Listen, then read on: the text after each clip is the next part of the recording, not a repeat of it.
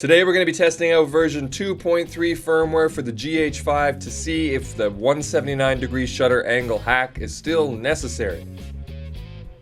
Let's get undone. Gerald Undone. He's crazy. What is happening, everybody? I'm Gerald Undone, and today I've got a couple tests for you to check and see if now that the new firmware is out for the GH5, if we still need that 179-degree shutter angle hack, or if it was kind of built into the new firmware and it's just fixed if you just run it stock. So, to do that, I've got two tests for you, and the first one is already taking place. Right now, I'm running autofocus continuous, which you guys know I barely run. I usually always run manual focus, but I'm on autofocus continuous right now. I've got 180 degrees on it, and I'm using the face detection, which I also don't really ever use. I usually use that one spot. But apparently all these things are supposed to be pretty good these days, so we'll see how they go. I don't know yet. You're seeing it as I'm seeing it, so we'll see how the focus goes throughout this video. Take a look at me, you know, if there's any jittering going on with me, and then obviously I've got the Edison bulbs back here, and usually what happens with this type of depth of focus kind of system, that the contrast detection that's on this camera, is you'll see the bulbs kind of get bigger and smaller as it pulses. I don't think they're going to be able to release any kind of update that's going to change that, because I think that's the way the autofocus system works, but maybe, you know, can get it kind of where it steadies itself a little bit and pulses a little bit less, but it's not going to change how the autofocus system works in the first place. But keep an eye on that, keep an eye on my face, my eyes, that kind of thing, while this video goes on. The second test is I did a little, point-to-point test for responsiveness and accuracy on autofocus using 3 different settings. I'm going to go over that right now. I'm going to play them back for you, and then at the end you can do a side-by-side that I've slowed down. I'm trying to get through this quickly because I've done enough talking about autofocus, and I'm sure you guys have seen enough. I'm not going to do any of that human body walking at the camera stuff, because there's already some other videos that are covering that. This is solely just to see what kind of difference there is in the 180 to 179 thing. Alright, so the first one we've got here is the settings that I recommended in that previous video I made. It's 179-degree shutter angle with synchro scan on, and I just have the autofocus settings set at 0 and 0 just to try to even it out across the board when we do the different tests. So this is kind of what the baseline was going into the test. I'm just moving back and forth between 2 objects at different distances so we can see how quickly it starts to focus and completes focus, and how good the focus looks when it does it.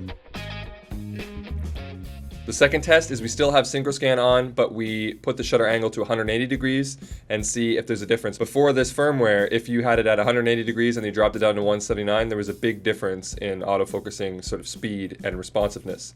So we'll see if that's been fixed in this firmware. The last test is 180 degrees but with synchro scan off. So this is sort of like the classic 180 degree setting before anybody ever thought to put synchro scan on to try and trick the system into focusing faster. This is basically vanilla style autofocus to see if it now works with 2.3 the same way that the 179 degree hack worked on 2.2.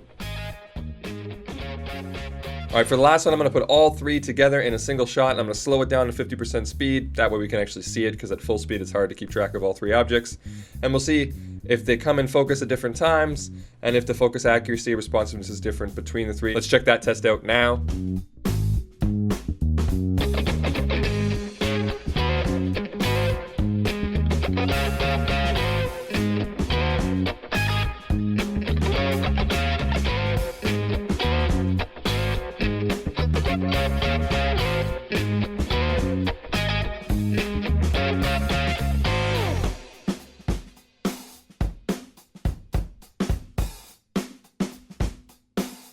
Alright, so here's some observations that I made. I think that actually seems like there is a significant improvement now just running it on 180 degrees. I ran these tests a few times. I didn't want to bore you with 15 minutes of tests, but I found when watching them over and over again that despite slight variances where sometimes one would come ahead of the other one, which is probably just human error, like moving the camera, moving the thing, lighting changes, that the variances seemed to be just kind of like, basic anomalies, and that the focus seemed to be about even. There might be a slight case where 179 is still a little bit more responsive or maybe a little bit faster. Kind of feel like now the GH5 with version 2.3 is getting sort of optimal autofocus stuff just out of the firmware, because I ran the autofocus settings on 0 and 0 for speed and responsiveness. I just put on autofocus and just put a center box, just kind of moved it around, and I was getting pretty similar results to my like super optimized one with like specific responsive and speed settings and 179-degree shutter angle, synchro scan on, and putting the focus point in specific. Now I'm noticing maybe like 5% or less difference between the two, which makes me think like the margin's been really narrowed down. Now, if you find that 179 degrees works better for you, then keep using it, because I don't really think there's much in the way of cons. It's not really messing up your shutter speed at all. But if you don't want to mess around with that, I think there's some good news here. You just put on version 2.3, and it seems to be working, at least to my eyes, pretty similarly. I think the variance is really, really small. So that's good. That's great work from Panasonic. Another great firmware release. They also added a little battery bar now where you get 4 bars instead of 3. So you get a little bit more accuracy of how much battery life you have left. So that's cool. So I don't see why anybody shouldn't put version 2.3 on. And as far as the face detection and all that goes, I mean, we'll see this after I edit the video, but you can let me know in the comments what you guys thought. Do you think the test seemed about even? And that the firmware seems to have fixed most of the stuff that people have noticed along the way? And how's the face detection and everything working in this video?